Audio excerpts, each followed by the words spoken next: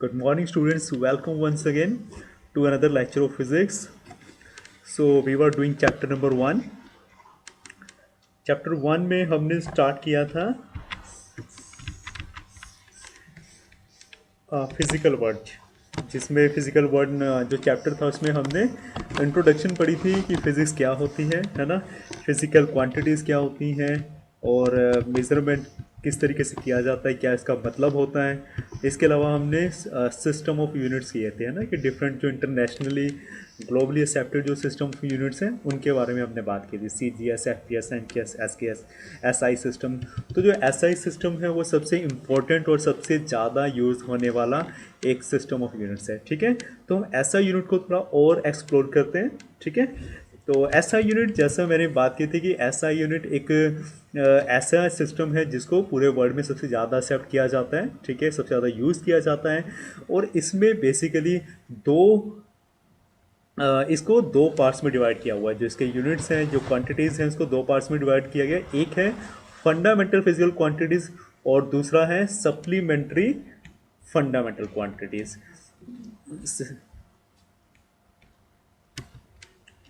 तो पहले बात करते हैं फंडामेंटल फिजिकल क्वांटिटीज़ की। ठीक है, ऐसा यूनिट में अगर हम फंडामेंटल फिजिकल क्वांटिटीज़ की बात करें तो जो पहला हमारा ये टेबल है उसमें ये सभी सात जो फिजिकल क्वांटिटीज़ हैं फंडामेंटल, वो दिखाई हुई हैं उनके नाम के साथ, उनके यूनिट के साथ और किस सिंबल से उनको रिप्रेजेंट किया जाता है। ठीक है, वो इसमें दिखाया हुआ है। क्लियर है? तो जैसे लेंथ की अगर बात करें तो इसको मीटर में इसको मेज़र किया जाता है और मीटर को एम से डिनोट किया जाता है। मास को किलोग्राम और केजी इसका सिंबल होता है। टाइम सेकंड में मेज़र किया जाता है और एस इसका सिंबल है। टेम्परेचर को केल्विन में मेज़र किया जाता है और केजी इसका सिंबल है, डेनोशन है। इलेक्ट्रिक करंट को एम्पियर में मेज़र किया जाता है और कैपिटल ए से एम्पियर को डेनोट करते हैं। आई थिंक ये जो सात में से पांच हैं, लेंथ, मास, टाइम, टेम्परेचर, इलेक्ट्रिक करंट, इन सब से आप सब डेफिनेटली फैमिलियराइज होंगे। आपको पता है कि ये क्या चीज़ें हैं। जैसे लेंथ आपको पता है, लंबाई होती है। मास, मास किसी बॉडी का कितना भार है, हम उसको मास बोलते हैं ना। टाइम आपको पता है कितना टाइम, टाइम मीन्स कि कितनी ड्यूरेशन, किसी चीज़ को कितना टाइम लगता है, कितना समय लगता है, वो टाइम होता है। आप सबको पता है टेम्परेचर, आपको पता है टेम्परेचर जब कोई बॉडी हीट होती है तो उसका कुछ टेम्परेचर होता है, अगर कूल होती है तो उसका टेम्परेचर डाउन होता है। ठीक है ना। तो टेम्परेचर भी आपको पता है कि सेंसेशन ऑफ वार्मथ या फिर किसी चीज़ को हम कूल करते हैं उसकी जो सेंसेशन होती है वो टेम्परेचर में मेजर की जाती है। ठीक है, तो ये सब आपको पता है। Electric current, you also know, electric current के बारे में भी आपको पता है कि घरों में जो भी अप्लाइंसेज होते हैं, इलेक्ट्रिकल अप्लाइंसेज होते हैं, तो उनमें करंट जो होता है वो रन करता है, करंट के ऊपर ही डिपेंडेंट होते हैं, करंट पास करता है तो ठीक है ना, वो चीज़ें चलती हैं। तो इलेक्ट्रिक करंट आपको पता है। इलेक्ट्रिक करंट के ऊपर हमारा एक पूरा चैप्टर है, इलेक्ट्रोस्टैटिक्स भी हम पढ़ेंगे उसमें, और इलेक्ट्रिक करंट क्या होता है, किस तरीके से इसको डिफाइन किया जा सकता है, क्या इसके फीचर होते हैं। ठीक है, वो सब हम पढ़ेंगे। नेक्स्ट बात करते हैं ल्यूमिनस इंटेंसिटी की। ये एक ऐसा वर्ड है तो शायद आपने ना सुना हो या फिर इसके बारे में ज़्यादातर स्टूडेंट्स को नहीं पता होगा, है ना। ल्यूमिनस इंटेंसिटी को हम कैंडेला में मेज़र करते हैं। ठीक है, इसका जो यूनिट है वो कैंडेला है और इसका जो सिंबल है, यानी कैंडेला को डेनोट किससे करते हैं हम, CD से डेनोट करते हैं। ठीक है, ल्यूमिनस इंटेंसिटी क्या होती है, देखो ल्यूमिनस इंटेंसिटी को ही हम एक बार पढ़ते हैं। यहाँ पे लिखा हुआ है, it is actually a measure of response of human eye to certain light source. देखो क्या होता है ल्यूमिनस इंटेंसिटी, किस चीज़ से रिलेटेड है ये ल्यूमिनियस, यानी ल्यूमिनस हम किस चीज़ को बोलते हैं कि कोई भी चीज़ अगर चमकदार है उसमें से रोशनी निकल रही है ना, लाइट निकल रही है, तो हम उसको बोलें कि ल्यूमिनियस है, ये एक ल्यूमिनस सोर्स है। ठीक है, समझ रहे हैं। तो ल्यूमिनस इंटेंसिटी क्या बताती है, किसी लाइट सोर्स में से जो भी लाइट रेज निकल रही हैं वो हमारी आइज़ को कितनी तेज़ लग रही हैं। आपको पता है ना, जैसे अगर लाइट का जो सोर्स आपके सामने मान लीजिए एक बल्ब है, ठीक है, अगर वो कम पावर का है तो आपको आइज़ में नहीं चुभेगा, आप जितनी मर्जी भी देर उसको देख लें। ठीक है, लेकिन कोई जो बहुत बड़े होते हैं, ज़्यादा पावर के बल्ब होते हैं, फिर जैसे हैलोजन लाइट की बात करें, ठीक है, आपने देखा होगा जो फंक्शन यूज़ करते हैं, आप उसको ज़्यादा टाइम तक नहीं दे सकते क्योंकि जो इसकी इंटेंसिटी होती है लाइट की वो बहुत ज़्यादा होती है ना। तो ल्यूमिनस इंटेंसिटी एक्चुअल में ये बताती है कि किसी भी सोर्स ऑफ लाइट के लिए हमारी जो आइज़ हैं, है ना, ह्यूमन आइज़ कितनी ज़्यादा सेंसिटिव हैं, किस तरीके से रिएक्ट कर रही हैं, सिर्फ ल्यूमिनस इंटेंसिटी की वैल्यू हमें ये बताती है। अगर ल्यूमिनस इंटेंसिटी की वैल्यू किसी ल्यूमिनस सोर्स की कम है तो हमारी ह्यूमन आइज़ के लिए ठीक है, वो कंफर्टेबल है, हम इसको बियर कर सकते हैं। लेकिन अगर बहुत ज़्यादा ल्यूमिनस इंटेंसिटी मतलब उतना ही हमारी आइज़ में स्ट्रेस होना शुरू हो जाएगा, जितना टाइम हम तक उसको, जितनी देर हम उस ल्यूमिनस सोर्स को देखते रहेंगे। ठीक है, ल्यूमिनस इंटेंसिटी सिंपली ये बताती है कि कितनी तेज लग रही है हमारी आइज़ को, सिंपल वर्ड्स में। ठीक है, the luminous intensity of a source of light in a given direction is said to be 1 candela if it emits monochromatic radiation of frequency 514 to 10 to 12 hertz and has a radiant intensity in that direction of 1 by 683 watt per steradian। देखिए, इसमें इसकी ये जो एक definition है, ठीक है, technical definition है, वो ल्यूमिनस इंटेंसिटी बताई है। जनरल फॉर्म में हमने बात की है कि जो आइज़ हमारी कितना सेंसिटिव है ये हमें पता चलता है। लेकिन अगर हम एक टेक्निकल लैंग्वेज में बात करें तो ल्यूमिनस इंटेंसिटी का क्या मतलब होता है कि कैंडेला में हम इसको मेजर करते हैं। तो एक कैंडेला क्या होता है, देखो, 1 कैंडेला होता है कि किसी भी लाइट सोर्स की जो ल्यूमिनस इंटेंसिटी हम उसको 1 कैंडेला बोलेंगे। ठीक है, 1 कैंडेला बोलेंगे किसी पर्टिकुलर डायरेक्शन में, है ना। देखो, जो लाइट की जो रेज है वो किसी डायरेक्शन में फॉल कर रही होंगी, स्कैटर नहीं कर रही है, किसी पर्टिकुलर डायरेक्शन में फॉल कर रही हैं। ठीक है, मान लीजिए एक बीम की फॉर्म में कर रही हैं, है ना, बीम होता है ना जैसे, तो बीम की फॉर्म में आपके ऊपर पड़ रही है मान लीजिए। तो एक पर्टिकुलर डायरेक्शन में किसी सोर्स ऑफ लाइट की जो ल्यूमिनस इंटेंसिटी है हम उसको 1 कैंडेला कहेंगे अगर इफ़ इट एमिट्स, अगर ये एमिट करती है मोनोक्रोमेटिक। देखो, मोनोक्रोमेटिक होती है कि सिंगल कलर वाली जो होती है ना, हम उसको, जैसे वाइट होती है सिर्फ, तो जो वाइट रेडिएशन होती हैं, है ना, उसको मोनोक्रोमेटिक रेडिएशन बोलते हैं। तो ये कितनी मोनोक्रोमेटिक रेडिएशन एमिट कर रहा है और जिसकी फ्रिक्वेंसी 540 इंटू 10⁻12 हर्ट्स है। ये आपको पता है, कोई भी जो रेडिएशन होती है आप उसकी फ्रिक्वेंसी को मेज़र करते हैं हर्ट्स में। तो ये एक स्टैंडर्ड है कि जो लाइट सोर्स है उसमें से जो रेडिएशन निकल रही हैं उनकी फ्रिक्वेंसी इतनी होनी चाहिए। ठीक है, और has a radiant intensity in that direction of 1/683 वाट पर स्टीरेडियन। और उसकी जो इंटेंसिटी है, रेडियंट इंटेंसिटी है, ठीक है, वो इतनी होनी चाहिए, यानी 1/683 वाट पर स्टी रेडियंस होनी चाहिए उस डायरेक्शन में। अब स्टी रेडियन क्या होता है ये मैं आपको जो आगे सप्लीमेंट्री फंडामेंटल क्वांटिटीज़ हैं, ठीक है, उनमें इस चीज़ के बारे में बताऊंगा। ठीक है, तो सप्लीमेंट्री फंडामेंटल क्वांटिटीज़ में इस चीज़ को हम पढ़ेंगे कि स्टी रेडियन क्या होता है। लेकिन ल्यूमिनस इंटेंसिटी की बात करें तो ल्यूमिनस इंटेंसिटी मतलब किसी भी सोर्स, लाइट सोर्स की जो ल्यूमिनस इंटेंसिटी वो 1 कैंडल होगी, कब कि अगर वो मोनोक्रोमेटिक लाइट रेज को एमिट करता है जिसकी फ्रिक्वेंसी इतनी हो 540 इंटू 10⁻12 हर्ट्स, और ठीक है, और उसकी रेडियंट इंटेंसिटी किसी डायरेक्शन में कितनी हो 1/683 वाट पर स्टीरेडियन इतनी हो। ठीक है, तो ये टेक्निकल डेफिनेशन है, या आप इसको क्रैम कर लीजिए, लेकिन मैंने आपको जिस तरीके से बताया तो शायद आपको उसको क्रैम करने में मदद मिलेगी। ठीक है, तो आप इसको समझ के याद कर सकते हैं। स्टीरेडियन क्या होता है, एज आई हैव सेड कि मैं आपको इस टॉपिक में बताऊंगा, नेक्स्ट टॉपिक में। तो हमने ऊपर बेसिकली हाँ, एक लास्ट रह गई थी ल्यूमिनस इंटेंसिटी के बाद एक 7 हमारी फंडामेंटल क्वांटिटी कौन सी थी, amount of substance. Amount of substance है जिसको हम मोल में मेज़र करते हैं, और जिसका जो डेनोशन है, जो डेनोशन सिंबल है वो MOL है, स्मॉल में। ठीक है, अमाउंट ऑफ सब्सटेंस क्या होता है, देखो यूजुअली आप बहुत ज़्यादा चीज़ लेते हो तो आप जनरल लैंग्वेज में ना जब अमाउंट लेते हो तो आप किलोग्राम में कर रहे थे कि इतने किलो के लिए, ठीक है, इतने लीटर के लिए, वो अमाउंट ही हो गया।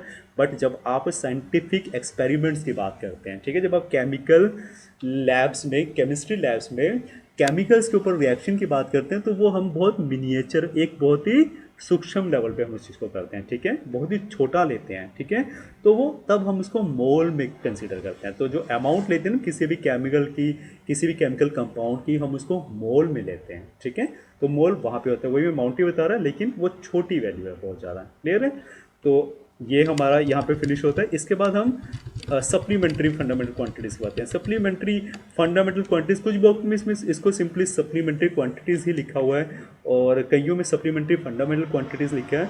तो आप बेसिकली इनको अलग अलग दो पार्ट्स में इस तरीके से भी डिवाइड कर सकते हैं कि एक तो फंडामेंटल क्वांटिटीज़ होगी, एक सप्लीमेंट्री क्वांटिटीज़ होगी। आप चाहें तो ये फंडामेंटल वर्ड यहाँ से निकाल भी सकते हैं क्योंकि अलग अलग बुक्स में अलग अलग दिया हुआ है इस चीज़ को। तो सप्लीमेंट्री क्वांटिटीज़ बेसिकली क्या होती हैं? सप्लीमेंट्री क्वांटिटीज़ जो एसआई यूनिट है, एसआई यूनिट में 7 बेसिक क्वांटिटीज़ जो हमने ऊपर पढ़ी और 2 सप्लीमेंट्री क्वांटिटीज़ कौन कौन सी? एक प्लेन एंगल और एक सॉलिड एंगल, ये 2 सप्लीमेंट्री है। अब प्लेन एंगल को हम रेडियन में मेज़र करते हैं और सॉलिड एंगल को हम स्टी रेडियन में मेज़र करते हैं। तो प्लेन एंगल को रेडियन में मेज़र करते हैं और रेडियन का सिंबल RAD है और स्टी रेडियन का सिंबल कैपिटल SR है, ठीक है, स्मॉल r और कैपिटल S। तो ये स्टी रेडियन का सिंबल है, ठीक है। तो हम अब ये बात करते हैं कि प्लेन एंगल और सॉलिड एंगल होते क्या है, ठीक है। तो प्लेन एंगल सॉलिड एंगल की बात करते हैं। ये देखिए, सबसे पहले बात करते हैं प्लेन एंगल की। प्लेन एंगल क्या होता है? Plane angle is measured in radian. Plane angle को आप रेडियन में मेजर करते हो, ठीक है। प्लेन एंगल क्या होता है? देखिए, इसकी डेफिनेशन देखते हैं।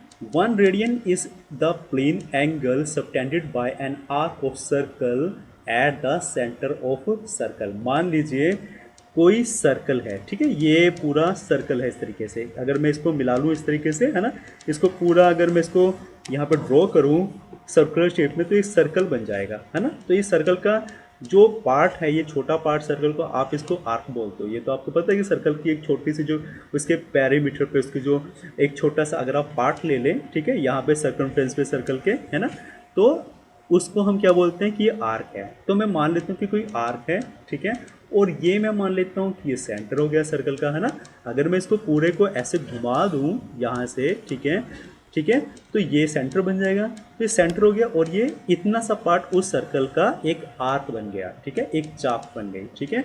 अब ये जो आर्क है, आर्क के दोनों सिरे अगर मैं कहूँ यहाँ से यहाँ तक क्या करते हैं, ये दोनों दो किनारे हैं इस आर्क के, वो सेंटर के ऊपर ना, ये देखिए इस तरीके से एक एंगल ड्रा कर रहे हैं, ठीक है, एक एंगल ड्रा कर रहे हैं। क्लियर है? तो इस एंगल को ही हम क्या बोलते हैं? प्लेन एंगल बोलते हैं, ठीक है। इसमें 3 चीज़ें हैं। एक तो ये आर्क हो गया जिसको मैंने DS से डिनोट कर दिया, ठीक है, कि आर्क की लेंथ। एक हो गया रेडियस, है, क्योंकि सर्कुलर शेप में है तो सर्कल की एक रेडियस होती है, तो ये इसको मैंने R से डिनोट कर दिया। और जो DS है उस सेंटर O के ऊपर d थीटा एंगल बना रही है। ये आर्क सर्कल के सेंटर पे d थीटा एंगल बना रही है। तो जो d थीटा एंगल है यही आपका क्या है? प्लेन एंगल है, ठीक है, समझ रहे हो। अब इसमें देखो, इसमें डी थीटा की अगर हम निकालें इसको तो इसका फॉर्मूला होता है वो DS/R होता है इसका, यानी arc length of arc upon radius, ठीक है। तो डी थीटा क्या आएगा प्लेन एंगल की वैल्यू निकालने, तो आर्क अपॉन रेडियस, तो ये DS/R आ जाएगा, ठीक है, DS/R रेडियन हो जाएगा। और यहाँ पे हम एक चीज़ एज्यूम करते हैं प्लेन एंगल के केस में कि जो लेंथ ऑफ आर्क यानी आर्क की जो लेंथ यानी जो DS है, ठीक है, वो हम इक्वल टू रेडियस के इक्वल मान लेते हैं। रेडियस ऑफ सर्कल के इक्वल हम मानते हैं इसको, ठीक है, क्लियर है, यानी DS को हम R के इक्वल मानते हैं, ठीक है। नेक्स्ट हमारा है सॉलिड एंगल। सॉलिड एंगल क्या करते हैं? सॉलिड एंगल को हम स्टी रेडियन में मेजर करते हैं। स्टी रेडियन आपने पढ़ा ऊपर ल्यूमिनस इंटेंसिटी केस में हमने स्टी रेडियन की बात की थी, है ना। तो स्टी रेडियन क्या होता है? देखो, 1 स्टी radian is the solid angle subtended bye a surface of the sphere eight the centre of sphere. देखिए, प्लेन एंगल और सॉलिड एंगल में मेन डिफरेंस क्या है कि हम जो प्लेन एंगल की बात करते हैं तो उसमें एक सर्कल की बात करते हैं, जो रिंग होता है जैसे, है ना, एक रिंग होता है ना, रिंग होती है, वो एक सर्कुलर शेप में होती है। लेकिन सॉलिड एंगल में हम एक स्फेरिकल बॉडी की बात करें, स्फेरिकल बॉडी जैसे एक बॉल है ना, या फिर वाटरमेलन है, ये क्या होते हैं? ये एक स्फेरिकल शेप में होता है। तो आपको सॉलिड एंगल में स्फेरिकल बॉडी की बात करनी है। अब देखिए, मान लीजिए एक आपके पास बहुत बड़ा एक वाटरमेलन है, ठीक है। तो वाटरमेलन वाला कभी आप लेने जाते होंगे मार्केट में तो आपको ये डाउट रहता है कि वो मीठा है या नहीं है। तो क्या होता है कि आप उसको बोलते हो कि थोड़ा सा काट के हमें दिखाओ।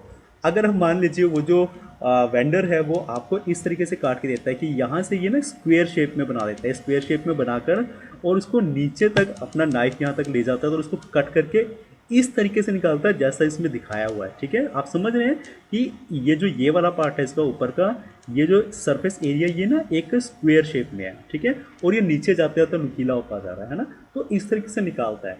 तो अब आप ये देखिए इसको टी रेडियन क्या होगा कि मान लीजिए ये जो एरिया है ना, जो बाहर वाला एरिया है, ये सेंटर पे, स्फीयर के सेंटर पे, मान लीजिए वाटरमेलन का ये सेंटर हो गया, वहाँ तक आपने इसको काट के निकाला है ना, तो ये सरफेस एरिया इस सेंटर पे जो एंगल बनाता है वो एंगल हमारा स्टीरेडियन होता है। ठीक है, प्लेन एंगल में तो सर्कल की बात करें ना कि आर्क सेंटर ऑफ सर्कल पे बनाता था, इसमें स्फेरिकल बॉडी की बात करें कि स्फेरिकल बॉडी में से कोई एक आप स्क्वायर शेप में एक एरिया लेते हैं मान लीजिए, है ना, वो सेंटर ऑफ स्फीयर पे क्या एंगल बनाता है वो आपका 1 स्टीरेडियन होता है। क्लियर है? तो आप यहाँ से देख सकते हैं यहाँ पे भी यस एक चीज़ हमने एज्यूम की है, जैसे हमने सर्कल के प्लेन एंगल के केस में एज्यूम किया था कि जो लेंथ ऑफ आर्क थी वो रेडियस के इक्वल हम मान रहे थे, इसी तरीके से सॉलिड एंगल में भी हम एक चीज़ एज्यूम कर रहे हैं कि ये जो एरिया है ना, इस एरिया की जो इसकी जो भी साइड्स हैं, देखो हर स्क्वायर की 4 साइड होती है ना, 1 2 3 4, तो हर साइड की जो लेंथ है ना हम उसको इसके ये जो रेडियस है ना इसके इक्वल मान रहे हैं। ठीक है, समझ रहे हैं? Here the area of the square is assume to be equal to the area of a square whose each side is equal to radius of the sphere. ठीक है, कि इस स्क्वायर की हर जो साइड है हम मान रहे हैं कि उसकी जो लेंथ है वो रेडियस के इक्वल है। क्लियर है? तो जो पीस काट के आप निकालेंगे, ठीक है, तो वो जो पीस होगा अगर हम उसको देखेंगे तो वो सेंटर पे से एक एंगल बनाता है सेंटर में स्फीयर के, वो वाले एंगल को हम सॉलिड एंगल बोलते हैं। ठीक है, तो सॉलिड एंगल को अगर आपको निकालना है तो इसका फॉर्मूला होता है, जैसे ये मान लीजिए, ये देखिए ये भी आपको स्क्वायर शेप में दिख रहा है ना, जैसे स्क्वायर से था ये भी स्क्वायर शेप में दिखेगा आपको, और ये डी ओम जिसको हम बोल सकते हैं, फिर डी ए ये surface area divide by R square, R का स्क्वायर, ठीक है, रेडियस का स्क्वायर, तो ये आपका स्टीरेडियन हो जाएगा। ठीक है, सॉलिड एंगल हो जाएगा। तो ये आपका इंपॉर्टेंट टॉपिक है, नॉर्मली एक शॉर्ट नोट आ जाता है आपके एग्जाम में। नेक्स्ट हम बात करते हैं पैरालैक्स की। ये एक बहुत ही इंपॉर्टेंट है, ये भी जो एग्जाम पॉइंट ऑफ व्यू से एक बहुत ही अच्छा क्वेश्चन इससे बनता है। तो हमें नेक्स्ट टॉपिक करना है पैरालैक्स। पैरालैक्स क्या होता है? देखो, parallax is a displacement or difference in the apparent position of an object viewed along two different lines of sight। देखो क्या हो रहा है इसमें कि ये पोजीशन का डिफरेंस बताता है। पोजीशन का डिफरेंस कैसे बताता है वो मैं आपको समझाता हूँ। एग्जाम्पल में ऐसे बताया हुआ है थर्ड लाइन में, for example take a pencil and hold it in front of your eyes. Now close the left eye and try to see with right eye, and then see with left eye by closing right eye. You will notice a change in position of pencil with respect to the background. This phenomena is called parallax। देखो parallax क्या होता है, general language में बात करते हैं। मान लीजिए अपने फेस के सामने, बिल्कुल अपनी आइज के सामने आप एक पेंसिल या पेन लेते हैं, ठीक है, उसको बिल्कुल सामने रखते हैं, वो अपनी एक आंख बंद करके आप इसको दूसरी आंख से देखते हैं, मान लीजिए लेफ्ट आई बंद करके राइट से देखते हैं, ठीक है, और फिर अगर आप या फिर राइट आई बंद करके लेफ्ट से देखते हैं, तो आप देखेंगे कि जो आपके जो पेन है या पेंसिल है वो लेफ्ट या राइट में ना अपने बैकग्राउंड की अगर हम बात करें तो बैकग्राउंड के विद रिस्पेक्ट में आपको ना थोड़ी सी ना मूव करती हुई दिखाई देगी। ठीक है, जो आंख हम बंद कर रहे हैं उस डायरेक्शन में थोड़ी सी डिस्प्लेस होती हुई दिखेगी, है ना। देखना आप इस चीज़ को, जैसे हम राइट आंख बंद करके लेफ्ट से देखें तो राइट में थोड़ा सा आपको ये डिस्प्लेस होती दिखाई देगी। ठीक है, इस तरीके से आप लेफ्ट बंद करके राइट से देखते हैं तो लेफ्ट की तरफ थोड़ी सी डिस्प्लेस होती हुई दिखाई देगी, जो पोजिशन थोड़ी सी लेफ्ट के राइट में अपनी पोजिशन चेंज करके रहेगी। जैसे हम एक आंख बंद करके देखेंगे तो ये जो फिनोमिना है कि जो ऑब्जेक्ट आप देख रहे हैं वो अगर हम एक आंख से देखें तो वो अपनी पोजीशन को चेंज करती है, ठीक है, दूसरी आंख से देखें तो फिर चेंज कर देती है। तो ये जो चेंज करने का जो प्रोसेस है, जो फिनोमिना है, उसको ही आप पैरालैक्स बोलते हैं। ठीक है, यानी अगर हम दो ऑब्जर्वेशन पॉइंट्स हैं, मतलब जैसे हमारी आइज़ है, दो ऑब्जर्वेशन पॉइंट होगी, इससे हम किसी एक चीज़ को हम देखते हैं, ठीक है, तो यूजुअली क्या होता है उसकी जो पोजीशन में ना डिफरेंस होता है। ठीक है, फिर हम एक ऑब्जर्वेशन पॉइंट को रोककर दूसरी से उसको देखते हैं। तो ये जो प्रोसेस, ये जो फिनोमिना होता है हम इसको पैरालैक्स बोलते हैं। अब इस पैरालैक्स मेथड का बहुत बड़ा एक एप्लीकेशन है जो हम साइंटिफिक लेवल पे यूज़ करते हैं। एक्चुअल में हम पैरेलैक्स मेथड का यूज़ प्लैनेट्स की अर्थ से डिस्टेंस निकालने के लिए यूज़ करते हैं, या फिर किसी भी प्लैनेट का डायमीटर तक निकाला जा सकता है इस मेथड को यूज़ करके। ठीक है, तो देखो जैसे इस डायग्राम को थोड़ा सा समझने की कोशिश करते हैं। मान लीजिए ये जो एस है, यहाँ पे आपने अपनी पेंसिल या फिर यहाँ पे पेन रखा हुआ है, ठीक है, और ये आपकी दो आईज हैं, एक आई ए पॉइंट पर होगी, एक पॉइंट बी पर आपकी आई होगी, है ना, एक लेफ्ट और एक राइट आई होगी, है ना, और भी, और इनके बीच का जो डिस्टेंस है, मान लीजिए 2 ऑब्जर्वेशन पॉइंट हो गए, जो दो आपकी आईज है, 2 ऑब्जर्वेशन पॉइंट हो गए, तो उनके बीच का जो डिस्टेंस है उसको आप क्या बोलते हो, उसको बेसिस बोलते हो। जो बी है वो बेसिस है, यानी हमारे दो आंखें हैं। एक तरीके से अगर हम अपनी आइज़ और पेन का एग्जांपल लें, तो जो हमारी दो आइज़ के बीच का जो डिस्टेंस है उसको आप बेसिस बोलोगे, जिसको आपने बी से डिनोट किया है। और जो हमारी दोनों आइज़ है, जब दोनों आंखों से आप किसी भी चीज़ को एक साथ देखते हैं, ठीक है, तो आपकी आंखें इस तरीके से एक एंगल क्रिएट करती हैं, ट्रायंगुलर शेप में जिस तरीके से दिखा हुआ है, एक एंगल क्रिएट करती हैं। देखिए ये जैसे ए और बी, मान लीजिए एस पे जो पेन है उसको देख रही है हमारी आइज, तो एक एंगल क्रिएट कर रही है, थीटा एंगल क्रिएट कर रही है। ठीक है, क्लियर है। तो इस एंगल को आप क्या बोलते हो, इस एंगल को आप पैरेलैक्स एंगल बोलते हैं या फिर पैरेलिटिक एंगल बोलते हैं। ठीक है, ये ऑब्जर्वेशन पॉइंट्स के बीच का जो डिस्टेंस है इसको तो आप बेसिस बोलते हो, और जो ये दोनों ऑब्जर्वेशन पॉइंट ऑब्जेक्ट के ऊपर एक एंगल क्रिएट कर रहे हैं उसको आप पैरेलैक्स एंगल बोलते हैं। ठीक है, या फिर हम इसको पैरेलिटिक एंगल भी बोलते हैं। क्लियर है, ये एक बहुत ही इंपॉर्टेंट कंसेप्ट है, और इसकी हेल्प से आप जो भी डिस्टेंस आप मेज़र कर सकते हो प्लैनेट्स का, या फिर प्लैनेट्स की जो शेप, उनका जो साइज़ है उसको भी आप मेज़र कर सकते हो। ठीक है, तो आज के लेक्चर में हम इतना ही करते हैं। ठीक है, नेक्स्ट लेक्चर में हम एक्चुअल में मेज़र करेंगे पैरेलैक्स मेथड की हेल्प से प्लैनेट्स की डिस्टेंस, और मून का डायमीटर हम लोग मेज़र करेंगे। ठीक है, तो thank you so much. Next time मैं आपको नोट्स प्रोवाइड करूँगा। ठीक है, उन नोट्स में आपको ये सभी जो भी मैंने अभी तक पढ़ाया गया तो ये सब किए जाएंगे। ठीक है, और मैं आपको गारंटी देता हूँ कि आप अगर ये सब अच्छे से करेंगे तो डेफिनेटली आपको हेल्प करेगा, आपके जो सिलेबस है उसको पूरा करने में, और जो आपका एग्ज़ाम है उसको अच्छे से करने में आपकी डेफिनेटली हेल्प करेगी, क्योंकि हमको सभी इंपॉर्टेंट टॉपिक्स करेंगे यहाँ पे जो आपकी क्लास में आपका टीचर करवाएगा। ठीक है, तो हम डेफिनेटली सारे आर्टिकल्स करेंगे, तो आप इन सबको अच्छे से पढ़िए, और मैं आपको नोट्स देता रहूँगा। तो मिलते हैं नेक्स्ट लेक्चर में। Thank you very much, till then bye bye.